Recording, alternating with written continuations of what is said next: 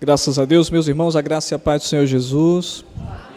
Eu queria que você abrisse junto comigo a primeira carta do apóstolo João, lá no finalzinho da Bíblia.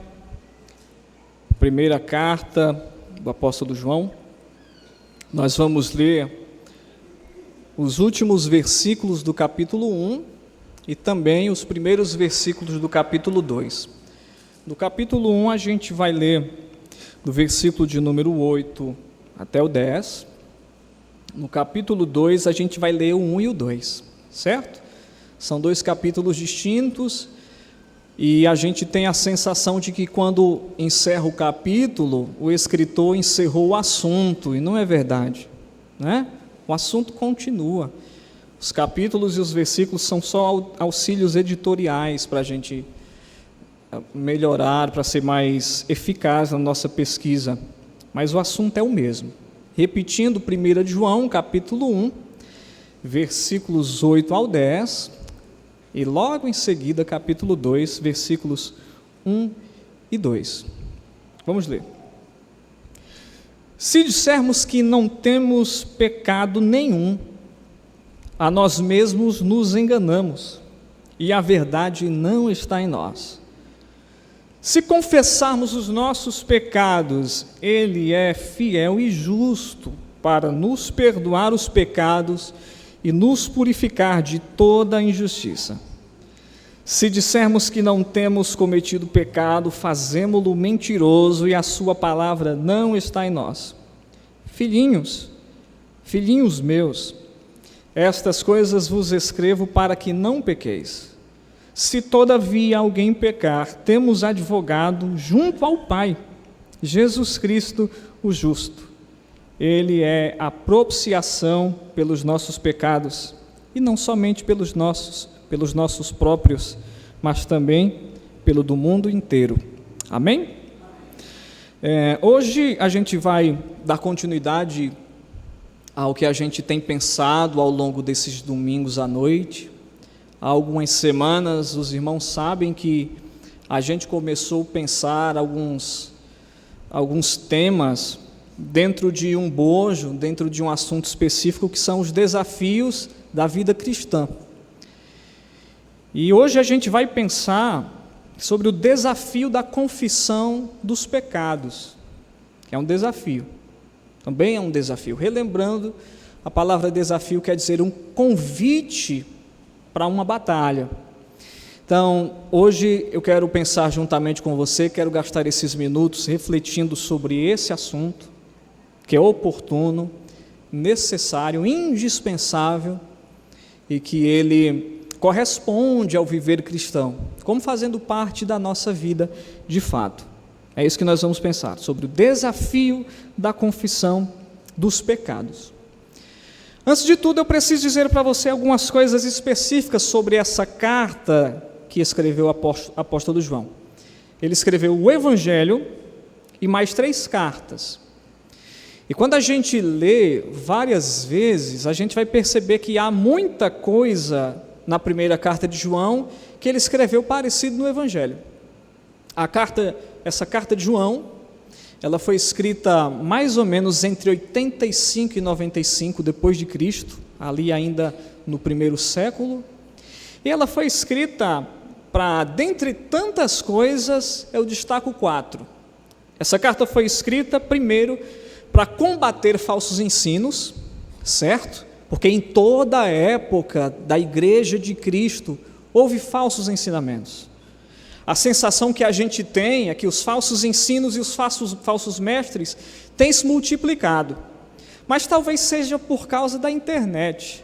Mas sempre houve falsos ensinos, sempre houve gente infiltrada, sempre houve gente que entendeu o evangelho errado, sempre teve gente usurpando a genuína fé em Cristo, se infiltrando na igreja de Deus, sendo usada pelo diabo para inserir coisas que fizessem os cristãos verdadeiros tropeçar.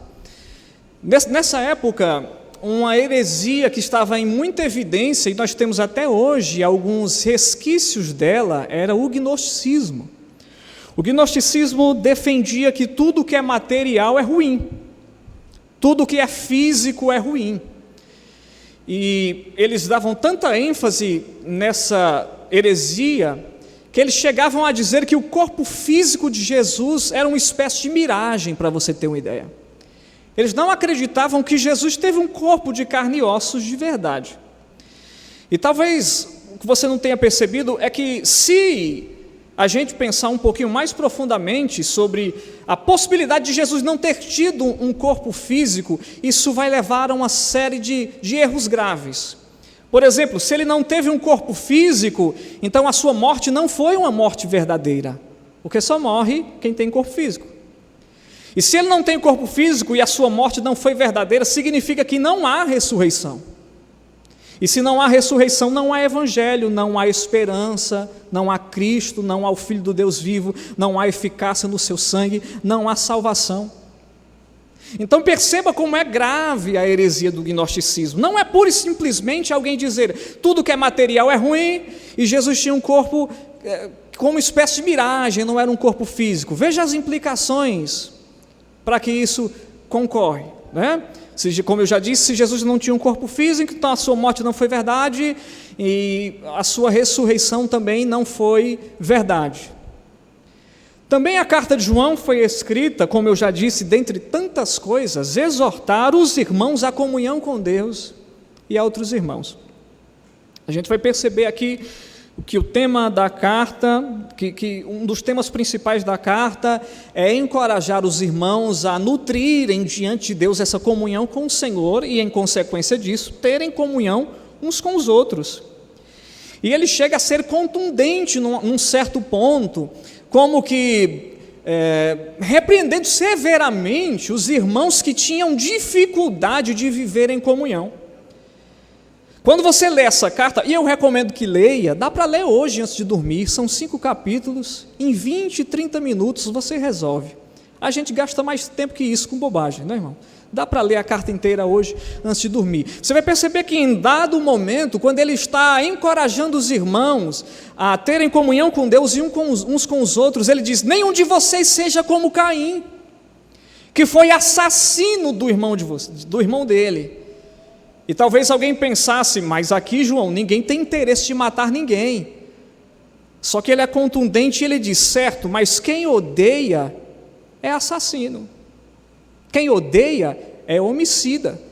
Encorajando os irmãos, tenham comunhão com Deus e comunhão uns com os outros, porque não faz parte do viver cristão dizer que amamos a Deus e odiamos as pessoas. Também, essa carta foi escrita para oferecer segurança da salvação, para que os irmãos, entendendo a verdadeira doutrina cristã, sentissem seguros daquilo que Deus fez por meio de Cristo, para que não confiassem nos próprios méritos, para que não entendessem que a salvação é uma ajuda que a gente dá a Deus, porque o braço dele está meio curto para nos salvar, e a gente estende o nosso como que dando uma forcinha para ele nos levar para o céu. E se fosse assim, nenhum de nós teria força suficiente para nos mantermos em Deus, se não fosse a sua mão poderosa nos guardando, nos livrando e nos protegendo. Também a carta foi escrita para alertar contra o pecado. E eu quero, daqui a pouquinho eu vou falar um pouco melhor sobre isso, a segurança da salvação e alertar sobre o pecado, porque isso também está na carta. Ele, em dado momento, se você ler, você vai perceber que ele diz, não amem o mundo e nem as coisas que existem no mundo, certo? Então, a gente vai perceber que dentre tantas coisas que João pretendeu ao escrever essa carta, temos essas 4 aqui que estão em maior evidência. E pegando um gancho aqui, no que a gente viu, que um dos intuitos de João ao escrever a carta é oferecer segurança da salvação, e bem como alertar sobre o pecado, aí ele escreve essa porção de texto que a gente tomou por base para pensarmos aqui. E para a gente discorrer um pouco mais sobre esse texto, eu preciso, antes de chegar no ponto principal do meu sermão, da minha fala nessa noite, sobre o desafio de nós confessarmos os nossos pecados diante de Deus, eu preciso, em primeiro lugar, relembrar com você sobre a doutrina da depravação total, que é uma verdade e não é tão bem-vinda assim em muitas igrejas que se dizem cristãs. Em boa parte das igrejas do Brasil, infelizmente, a doutrina da depravação total não é levada tão a sério. E eu sei que você conhece essa verdade, mas para a gente chegar no ponto principal, como eu já disse, nós precisamos aqui relembrar a nossa memória aquilo que nós já sabemos, sobre a verdade de que o pecado repousa sobre todo e cada ser humano que existiu, que existe e que existirá. Isso é uma verdade. O ser humano está chafurdado no pecado naturalmente. O ser humano naturalmente é alvo e objeto da ira de Deus, da justiça de Deus e da condenação eterna. Isso é uma verdade. E quando algumas pessoas pensam sobre essa doutrina do pecado universal, infelizmente não pensam segundo a gravidade que esse assunto tão importante invoca. Eu quero pensar com você aqui sobre como essa queda do primeiro casal afetou a gente. Primeiro que a queda vem a nós por uma extensão. Nós herdamos a natureza caída do primeiro casal como espécie de extensão. E a queda se estendeu à nossa mente, de maneira que os nossos pensamentos são influenciados pelo pecado. Também a queda influenciou as nossas emoções, porque nem tudo que a gente sente é genuinamente verdadeiro. Ao contrário, a Bíblia diz que o coração do homem é enganoso. A queda afetou as nossas emoções. A queda também afetou a nossa vontade, que geralmente e naturalmente nós temos vontade e queremos coisas que alimentem o nosso egoísmo. Isso é um efeito da queda. Também a queda afetou o nosso corpo físico. Eu não sei se você sabe que você está morrendo. Talvez você saiba, mas não está lembrado. Todo dia células vão morrendo em nós. E o organismo vai repondo algumas, mas vai passando o tempo e não vai sendo reposto como deveria, e a gente vai naturalmente caminhando para a morte. É por isso que a gente que já passou dos 30 tem um pouquinho mais de ruga, né? E aí chega nos 40, mais ruga, nos 50, mais ruga, e como diz um amigo meu, não adianta rebocar a casa velha, porque essas coisas vão ficando evidentes em nós, porque as nossas células vão morrendo. As rugas são células da nossa face que vão morrendo, natural, graças a Deus, né? Quem envelhece é porque não morreu cedo. E a gente, quando pensa sobre a natureza, da nossa natureza caída, esta afetou o nosso corpo físico. Quando a gente faz aniversário, a gente precisa lembrar que a gente está completando 1 ano a menos de vida, e não 1 ano a mais. Cronologicamente 1 ano a mais, mas em relação ao nosso destino tão certo, nós temos 1 ano a menos. Cada ano que passa é 1 ano a menos, e a gente, na verdade, já nasce em contagem regressiva. O pecado afetou o nosso corpo físico. E toda espécie de enfermidades existem por conta do pecado. O pecado também afetou a nossa, deu a nós incapacidade espiritual. Ou seja, nós somos cegos à beleza da verdade de Deus. Nós somos inábeis para buscarmos a Deus. Basta a gente ler Romanos 3. O apóstolo Paulo diz que não há um só que busque a Deus. Não há um só que entenda, porque todos pecaram e estão separados da glória de Deus. O pecado também corrompeu, nos atingindo na raiz. Ou seja, até as nossas ações de bondade são regidas por meros padrões humanos. Por mais que a gente coloque tanta ênfase em fazer o bem, se nós não formos movidos por uma vontade de Deus que é boa, que passa por meio de nós, ainda assim, na raiz desse problema, há corrupção. Também, o pecado nos afetou, não somente na morte física, mas com todo tipo de morte que houver, morte física e também espiritual. Quando o primeiro casal pecou, meus irmãos, após o Senhor ter lhes recomendado não toquem na árvore que está no meio do jardim. Não comam do fruto, não toquem nela, porque no dia que vocês fizerem, com certeza vocês vão morrer. E aí você conhece a história. Eva é tentada, cai em sedução e peca. Enganadamente peca. Depois ela leva o fruto para o marido também come, e os dois agora são um casal caído. E quando a gente lê Paulo escrevendo a Timóteo, ele diz que a mulher, sendo enganada, caiu em transgressão. E talvez a gente que é homem até pense, está vendo aí, foi as mulheres que foram enganadas, não foi o homem. Só que isso torna mais grave para nós, se nós pensarmos nesse sentido. Porque Eva caiu enganadamente, é Paulo que diz, e o homem não foi enganado. É como se Eva tivesse pego o fruto e pensasse, eu acho que a serpente está certa, que Deus não quis dizer o que eu estou achando, e por isso eu vou comer. Já Adão não. Adão não está enganado, é Paulo que diz, de maneira que a gente pode entender a partir desse texto, que Adão, enquanto Eva comia pensando, eu acho que a serpente está certa e come, Adão pega o fruto pensando, eu sei que minha esposa está errada, eu sei que ela está enganada, mas mesmo assim eu vou comer. Isso torna mais severo a ação de Adão. Aí Deus trata o pecado na medida que ele disse que trataria. Porque o Senhor os alertou, no dia que vocês comerem, com certeza vocês vão morrer. E talvez alguém pensasse, Adão não estava enganado, mas Eva estava. Então, diminui um pouquinho aí a sentença. Não há diminuição na sentença. Porque a ordem definitiva de Deus é não toquem. Ela tocou e não importava se ela estava enganada ou não. Ela desobedeceu a Deus. Então Deus trata na medida que diz que trataria.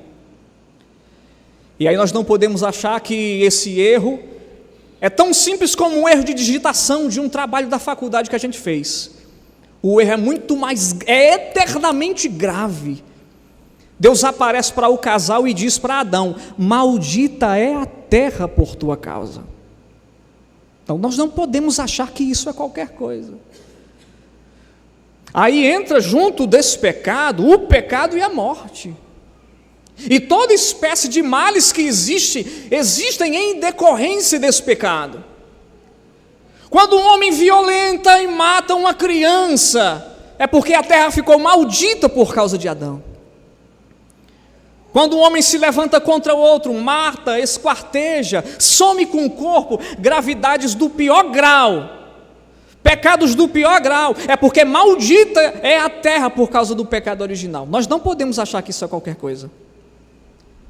Um dia eu vi uma notícia de uma mãe que tinha 3 filhas e jogou ácido sulfúrico nos olhos das 3 filhas e as cegou para que elas recebessem um benefício do governo. E tudo isso é consequência do pecado original, e nós não podemos achar que esse pecado original é qualquer coisa. Não podemos. Como nós seremos malditos se a gente não enxergar o nosso pecado com a devida gravidade que a Bíblia recomenda que a gente olhe? No primeiro ponto, a gente precisa pensar sobre a nossa natureza caída e a doutrina da depravação total. Segundo lugar, e graças a Deus, é que a raça toda estando caída, alguém interfere na história. Alguém aparece para resolver o problema. Alguém aparece para religar o elo que havia quebrado. Alguém aparece para construir uma ponte que serviria de ligação entre esse homem corrompido ao Deus que o criou. E no texto, João o chama de o advogado. Bendito seja Deus por esse advogado. Segundo lugar, eu quero falar sobre esse advogado. Entendendo a nossa natureza, precisamos nos lembrar que há um advogado, do qual João fala pelo menos 3 coisas. Primeiro, ele diz aonde o advogado está. Segundo, ele diz qual o nome do advogado. E terceiro, a qualidade desse advogado. Quando a gente lê aí no versículo de número 2, se você perguntasse, João, aonde está o advogado? Ele diria, está junto ao Pai. Está junto ao Pai. Ele está dizendo, esse advogado não é como um advogado da terra. Ele não está inscrito na OAB de estado nenhum. Ele não é ministro do STE. Ele não é ministro sequer do STF. A cadeira dele está muito mais alta do que qualquer lugar que possa existir na esfera da criação. O trono dele está junto do Pai. O trono dele está tão alto que Davi o chamou de Altíssimo.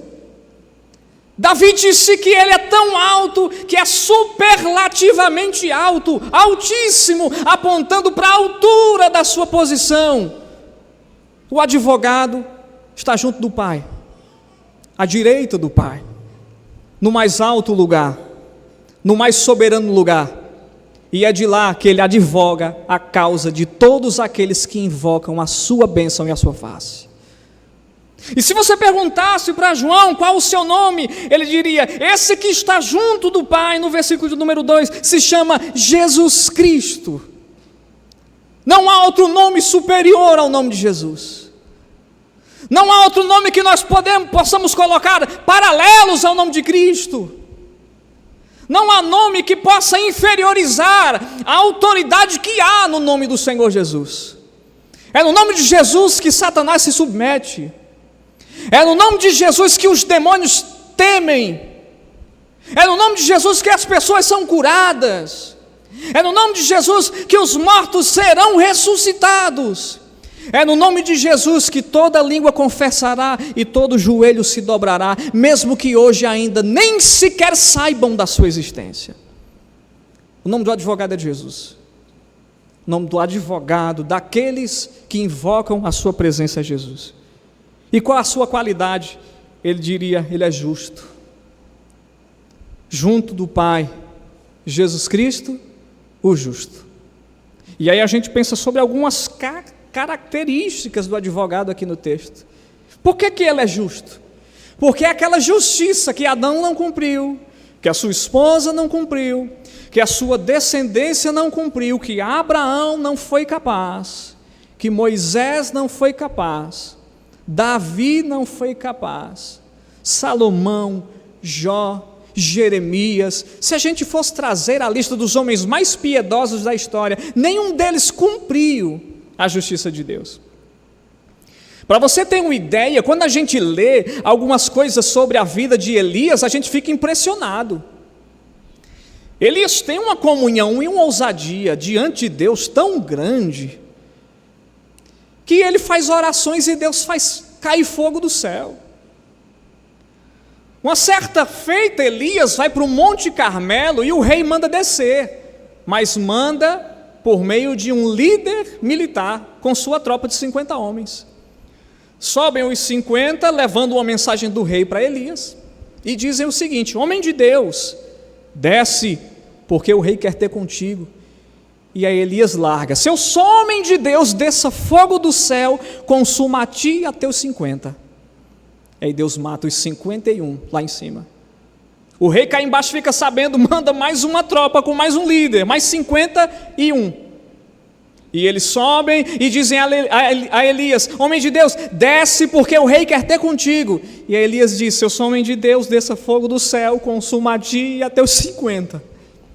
E aí Deus mata todo mundo lá no cume do Monte Carmelo. O rei cá embaixo fica sabendo de novo, manda uma terceira tropa com mais 51 homens. Só que esse último líder não é tão ousado como os anteriores, e se prostra diante de Elias e diz: homem de Deus, eu não estou aqui porque eu quero, eu só estou cumprindo ordens, por favor, eu não quero, quase que dizendo, eu não quero morrer, eu só estou aqui porque o rei me mandou vir. Aí Elias disse: agora sim eu vou descer. Você se impressionaria de conhecer esse homem pessoalmente? Porque eu ia arrumar um jeito de montar uma barraca na calçada do lugar onde ele morasse. E aí a gente fica impressionado, porque Tiago nos faz uma revelação profunda. Elias era sujeito às mesmas paixões que nós.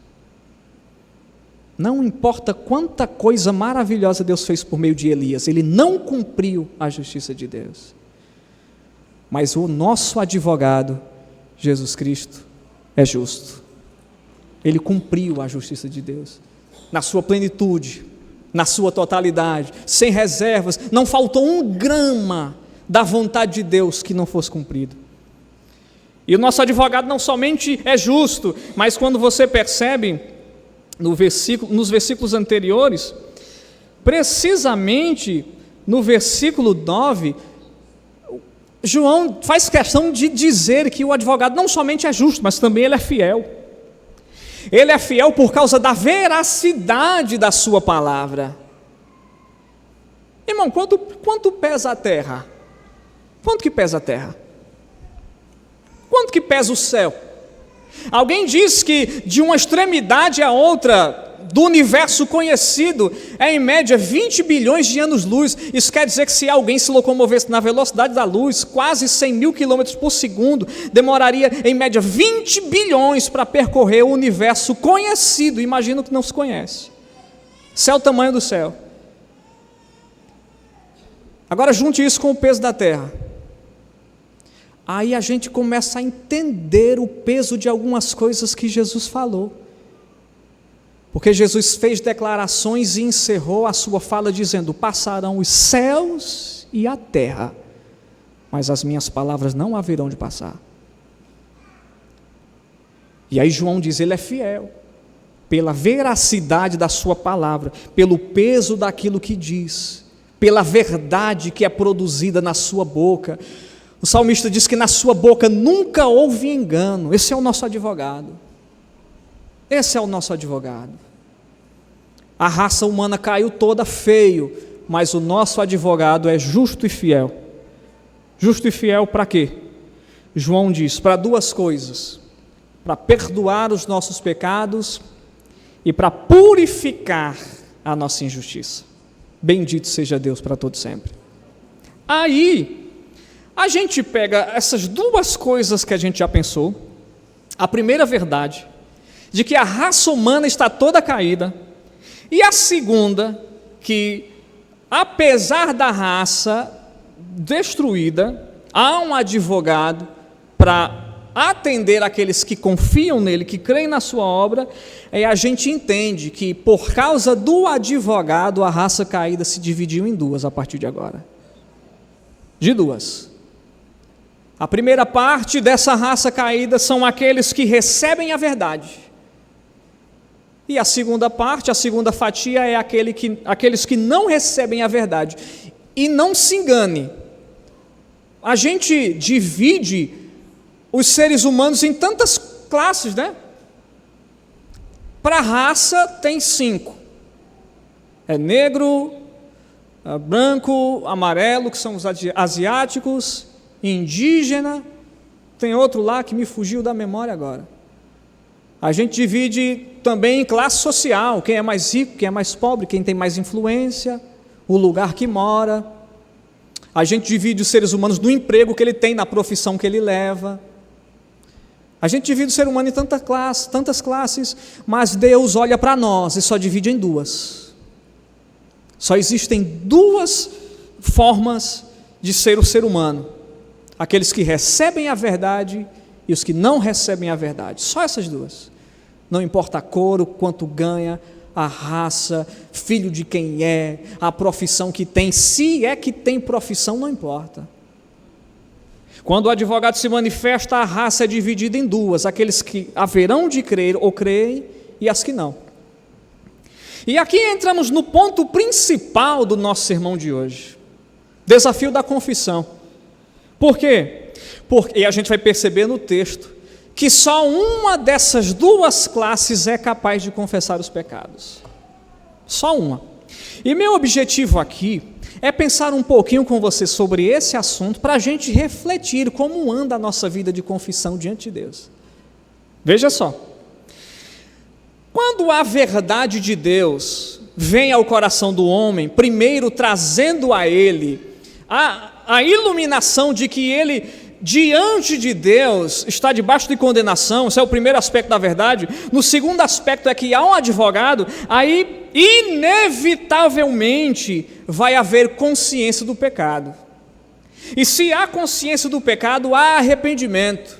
E se há arrependimento, a gente chega no último ponto, que haverá confissão. Olha aqui a confissão onde aparece. Recapitulando, a verdade vem, traz para nós o diagnóstico de Deus, porque o Espírito mostra a nossa condição diante de Deus, e a partir dessa compreensão, entendendo que nós temos um advogado, nós nos arrependemos e confessamos aquele que pode nos perdoar os pecados. A mecânica é essa: conhecimento da verdade, reconhecimento do diagnóstico de Deus, confissão dos pecados. E aí a gente começa a entender que se isso é verdade, o contrário também é verdade. Porque se há verdade, e isso implica em confissão, quando não há verdade, também não haverá confissão. Pegou aí? Vou dizer de novo: se há verdade, então haverá confissão, ou há confissão. Se não há verdade, não haverá confissão. E qual é o problema? O problema é que quando um homem recebe, ou pelo menos ouve essa verdade, trazendo o diagnóstico de Deus, e ele não entende a sua situação diante de Deus, em primeiro lugar, ele está dizendo que Deus é mentiroso. Ele está dizendo para Deus: o que o Senhor está dizendo a respeito de mim não é tão grave como o Senhor está dizendo. Em segundo lugar, quando ele não confessa porque não recebe a verdade, e ele rejeita o diagnóstico de Deus, e à medida em que ele diz que Deus é mentiroso, ele também diz, mesmo que não declare, mas as suas obras condizem com aquilo que está no seu coração, ele está dizendo: eu não preciso de Cristo. Quando não há confissão, é alguém dizendo: eu não preciso de Cristo. Quando não há confissão, é alguém dizendo para Deus: o Senhor exagerou em relação a mim, eu não sou tão errado assim. Veja como isso vai se tornando grave. E a gente precisa entender aqui uma série de sequências. Primeiro, que o perdão só é dado quando nós admitimos necessidade dele.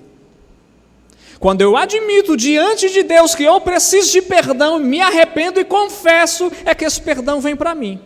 Fora da esfera do tempo, tudo isso já aconteceu em Deus. Mas dentro da esfera do tempo, aonde nós existimos, aonde nós estamos vivendo, é assim que funciona. À medida em que eu entendo a minha condição, eu posso entender que o perdão só me é dado quando eu admito a necessidade de ser perdoado. Aí por isso que eu gostaria de ler com você aqui o versículo de número 8. Vamos ler mais uma vez? Olha o que João diz: se dissermos que não temos pecado nenhum, lembra que não há ser humano que não peque, até Elias. Se dissermos que não temos pecado nenhum, a nós mesmos nos enganamos, ou seja, a gente está contando uma mentira para si próprio, e a verdade não está em nós. Óbvio, porque qual é uma das evidências de que a verdade de Deus chegou à alma do coração de alguém que creu? Quando há arrependimento. Quando não há arrependimento, então não há reconhecimento do diagnóstico de Deus, então não há confissão de pecados, então há um auto-engano. Nós não sabemos, de pessoa por pessoa, quem vai ser salvo. Mas quando alguém é salvo, isso é manifestado por meio da sua vida, não porque ele está ajudando Deus a salvá-lo, mas porque quando a verdade chega em nós, deve acontecer alguma coisa em nós. Quando a verdade alcança o coração de alguém que recebeu a verdade, inevitavelmente vai haver confissão de pecados. Veja o que João diz. Quando a gente diz que não tem pecado, ou alguém diz que não tem, é porque a verdade não está nele. Quando alguém diz: eu não preciso... Eu lembro quando eu me converti, ou fui convertido, minha mãe me disse: meu filho, isso não é para você não. Você é bom demais. Você não bebe, você não fuma, você não faz nada errado, você é honesto. É assim que o mundo pensa em relação ao Evangelho. Que no fundo o nosso pecado não é tão grave assim. E eu repito, um dos sinais de que a verdade ainda não está no coração de alguém é quando não há reconhecimento do seu pecado. E aqui eu tenho uma notícia boa. quanto mais nós nos aproximamos de Deus, mais conscientes dos nossos pecados nós vamos nos tornando. Quando Isaías se encontra com Deus, ele vê Deus assentado no trono. Em Isaías 6, ele diz que os serafins voavam acima dele e clamavam uns aos outros: Santo, Santo, Santo é o Senhor dos exércitos, toda a terra está cheia da sua glória. E aí ele declara: ai de mim que vou perecendo. Porque à medida em que a gente se aproxima de Deus, imagine, é como se você está sujo, mas você está no escuro. Então você não sabe que está sujo, você não consegue se enxergar. Mas quando você se aproxima da luz, você percebe e vê até a sua unha se está suja. E a luz é o Evangelho na nossa consciência. Quando a gente está nas trevas, nós não conseguimos perceber a gravidade dos nossos erros. Mas quando nós nos aproximamos de Cristo, do Evangelho, da verdade, da iluminação de Deus, a gente tem consciência dos nossos erros. Como é bendito o homem que entende a natureza dos seus erros. Eu estava conversando com uma irmã aqui um dia desse, como eu me identifico com aquela conversa que Jesus tem em João 4 com a mulher samaritana. Jesus fala de coisas tão altas, mas ela está tão inferior, que ela não consegue pegar de primeira. Jesus disse: me dê água. Ela disse: não era nem para você estar falando comigo, a gente é judeu e samaritano, não bate, não dá sintonia. E aí Jesus disse: se você soubesse quem é que está te pedindo de beber, não era eu que te pediria, tu me pedirias, e eu te daria água viva. Onde tem, pois, Senhor, dessa água viva? Então me dê para que eu não volte aqui, o sol está tão quente. Não entendeu nada. Me dê dessa água viva, eu vou tomar, não vou ter sede, então me dê, porque nem aqui eu volto mais. Aí Jesus disse: vai lá então, chama o teu marido e volta aqui. Ele disse: eu não tenho marido. Aí Jesus disseste bem, porque tiveste 5, e o 6º que você está agora nem seu é. Quando a gente se aproxima de Cristo, e a gente vai dialogando com Ele, quando a gente vai se aprofundando nessa intimidade dessa conversa, uma hora ou outra Ele vai expondo a nossa sujeira. A gente vai orando, vai ouvindo a Bíblia, vai ouvindo pregação, até mesmo por meio das canções, e aí o Espírito Santo vai falando no nosso coração: ó, tem um negócio errado aqui. Isso aqui que você pensa precisa ser corrigido. Isso aqui que você diz precisa ser corrigido. Essa forma que você anda precisa ser corrigido. E ninguém convence ninguém, mas quando o Espírito Santo convence, ninguém pode anular aquela ideia. Até quem desvia do Evangelho nunca mais esquece o Evangelho, que é como uma tatuagem no coração daquele que foi iluminado. E a gente precisa entender que à medida em que a gente se aproxima de Jesus, eventualmente Ele vai expondo à nossa consciência os nossos erros. Lembra de Elias? Quando Acabe mandou matar todos os profetas, Elias, fugiu. Foi para a caverna. Deus foi atrás dele. Porque não dá para abandonar o ministério que Deus dá. Deus deu um ministério a Elias. E ele disse: a partir de hoje eu não quero mais ser o que Deus quer que eu seja. E fugiu. E Deus foi atrás dele. Para dizer para a gente que não dá para a gente ser o que Deus não quer que a gente seja, que Ele vai atrás. Aí Deus vai em Elias e diz: o que é que você está fazendo aqui nessa caverna? Ele disse: eu fugi. Em outras palavras, fugi para te ajudar, Deus. Porque mataram todos os profetas e derrubaram todos os teus altares, só restou a mim. Por isso que eu fugi, porque se me matasse, o Senhor ia ficar sem porta-voz. Se me matassem, o Senhor iria ficar sem profeta. Aí Yahvé diz a ele: eu tenho 7.000 escondidos que não se dobraram diante de Baal. E às vezes a gente se sente como Elias: Deus só tem a mim mesmo. Eu sou espécie rara, da prateleira de cima. Se a igreja ficar sem mim, acabou. E aí Deus pega Elias e revela a insignificância dele. E quem dera Deus faça isso conosco todos os dias da nossa vida. A gente pensou uma lição tão boa na escola bíblica aqui. O presbítero Pedro ministrou a nós. A gente pensou como é enganoso o coração do homem, como a gente precisa ter cuidado com o que pensa, com o que vê, como procede. A gente estudou o salmo que Davi disse: não é soberbo o meu coração. É quem dera que Deus, que a gente se aproxime tanto de Deus, que Ele continue a mostrar e expor os nossos erros. E aí a gente percebe como é pesada e verdadeira para nós esse ponto da confissão dos nossos pecados. Que quando a verdade vem a nós reconhecendo a nossa incapacidade, nós precisamos confessar a Deus os nossos pecados. Eu estou caminhando para o fim, preciso dizer duas coisas, e a gente faz uma reflexão breve aqui sobre a confissão que nós precisamos ter. Quando nós olhamos para os nossos pecados, nós precisamos evitar duas coisas. Primeiro, legalismo. Legalismo é quando a gente tenta unir a obra de Deus aos nossos méritos. Paulo rebate isso em Colossenses 2,21, dizendo: vocês estão misturando o evangelho com palavras tais como não toques, não proves, não manuseis. Isso é legalismo. Não é pelo que a gente faz. Em contrapartida, numa ponta da corda tem o legalismo, na outra ponta tem a graça barata. Quando alguém diz: Deus já cumpriu tudo, então não preciso fazer absolutamente mais nada, e a gente começa a viver irresponsavelmente diante de Deus. E a gente precisa frisar o que está no versículo de número 1. João, apesar de dizer que nós temos um advogado, ele diz: essas coisas vos escrevo para que não pequeis. E aqui talvez algumas pessoas ficaram confusas, porque como é que todo mundo tem pecado?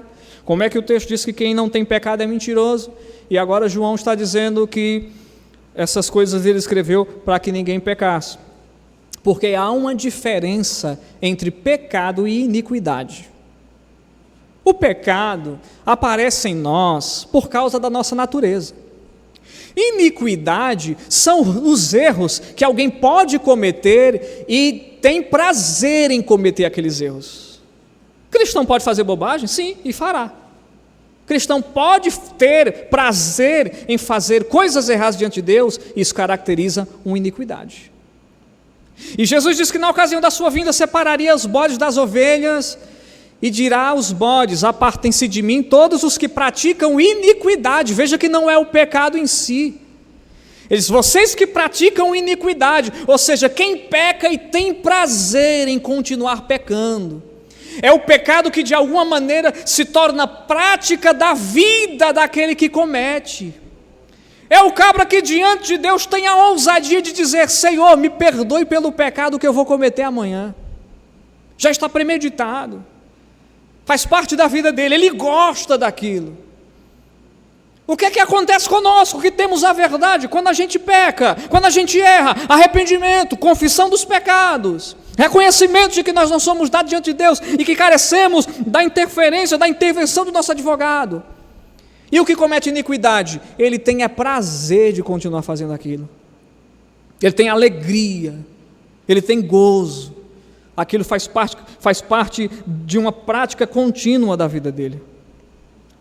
E é por isso que é tão importante, e a Bíblia nos desafia a nós confessarmos os nossos pecados. E que Deus nos ajude, porque nós temos um momento do culto em que a gente para orar silenciosamente, confessando a Deus os nossos pecados, mas a gente faz tanto isso, que às vezes pelo uso e pelo costume, a gente sequer pensa de fato a gravidade dos nossos pecados. Eu também me lembro em outro dia, em outra escola bíblica, inclusive eu quero fortalecer você a aparecer na escola bíblica. Quando o presbítero Paulo Afonso comentou aqui com a gente sobre a necessidade que o povo de Deus tem de lamentar diante de Deus. O lamento do povo de Deus diante de Deus. E às vezes é isso que nos falta. Confissão. Confissão é a palavra-chave. Ir diante de Deus e confessarmos os nossos erros. Quando Deus chamou você, Ele não esperava que você não errasse, mas Ele espera que você se arrependa. Quando Deus trouxe você por sua maravilhosa graça, a sua bondade, a sua presença, Ele não esperava que os seus pés não escorregassem, Mas ele esperava que quando seus pés se escorregassem, você caísse de joelhos diante dele, porque ele está esperando você, esperando a sua confissão, porque há perdão em Deus para nós. O salmista diz que com Deus está o perdão para que ele seja temido. Eu quero dizer que a confissão gera, em primeiro lugar, restauração da comunhão com Deus. Confissão também gera alívio da consciência culpada. Quando a gente não confessa, é como se a gente guardasse um rato morto na gaveta. Quando a gente confessa, a nossa consciência que está culpada é limpa por aquele sentimento de que nós somos perdoados. Também a confissão gera não somente cura espiritual, mas também cura emocional. Quanta gente não consegue sentir o perdão de Deus. Eu não estou dizendo que não consegue receber, porque Deus está pronto a perdoar todo aquele que o invoca pedindo perdão. Mas eu estou dizendo, gente que não consegue sentir que foi perdoada, porque ainda está ferido nas emoções por causa de pecados não confessados. Você não tem ideia do poder de uma confissão. O apóstolo Tiago diz: confessai as vossas culpas uns aos outros e orai uns pelos outros para que sareis. Quando há confissão e oração, também há cura das emoções. Também a confissão gera fortalecimento na comunidade cristã. Eu quero encerrar a minha fala recitando para você o que Davi diz no Salmo de número 32, versículo 5. Davi diz: confessei-te o meu pecado, e a minha iniquidade não mais ocultei. Disse eu a Deus: confessarei ao Senhor as minhas transgressões, e tu perdoaste a iniquidade do meu pecado. Deus seja louvado. Que o Senhor possa sempre, por meio da sua verdade, nos levar à confissão dos nossos erros. Que nós confessemos diante de Deus, que a gente, ao invés de corrermos de Deus, corramos para Deus. E se você se sente ferido por seu pecado, você vê ao lugar certo para ouvir esta palavra e crer com seu coração que há perdão de Deus para aquele que confessa e deixa o pecado cometido. Nunca se esqueça, essas coisas vos escrevo para que não pequeis, mas se alguém pecar, temos um advogado para com o Pai, Jesus Cristo, o justo. Deus abençoe a igreja em nome de Jesus.